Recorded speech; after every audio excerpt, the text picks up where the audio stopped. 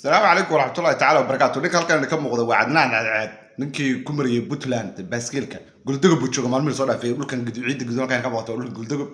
Guldago markuu ka baxay kastamka Turduba baa ku yaala magaalada Guldago meel aad ugu xayiro ka baxsan waa kastamka dowladda deegaanka Soomaalida oo dry boat loo yaqaan ama dekada qalalan sidaan sheeko ku maqlo igu soo gaadhay drone-ka iyo kaamirada la diiday waa la qabto galaadi baa loo qaaday meesha lagu qabtay waa kastamka Turduba Guldago ku yaala kadibna waxa la geeyay galaadi oo hadda ku xiraya ما هو بورك أنا قصدي يقول قارئ والله أعلم إن دول الدجاج بوتلاند يدور الدجاج كل الدنيا حاجة كاميرا ده هيرح مرك بالك كاستم كتوردي بيروحوا كده على مال استراتيجية لما ما عملنا شيء اسمه كوجلان وما كان صح على بدن بيلا عيد بس اللي جنوا كيلا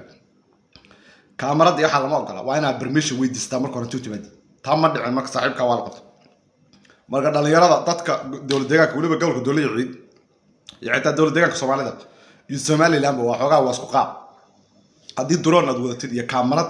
waliba kaamiradaha la qabsado dadku arkayaan aan as mobilka ahayn waa lagu dhagayaa amar weydiiso amarkaas waxa ku badan raacada marmar xogaa euro fee receipt yara lagu jarayaa in ma garanaysaa tahay qof dhalinyaro oo iska lugeynayo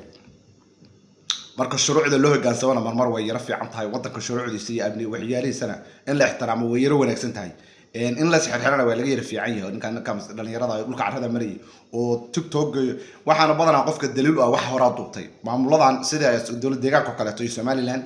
marka u tagtid qaybahooda maganaysa codsiga waxa lagu weydiinayaa channel-kaada iyo meesha wax soo dhigtay wixii hore soo duubtay daliil bay taa u noqotaa markaas inaad dhahdid waa kan maalmaha meelahan soo maray iyo waxaan sameeyo waxaan haddana sidii ma sii wadaya oo siinaya laakiin hadii taa laga waa lagu siinayo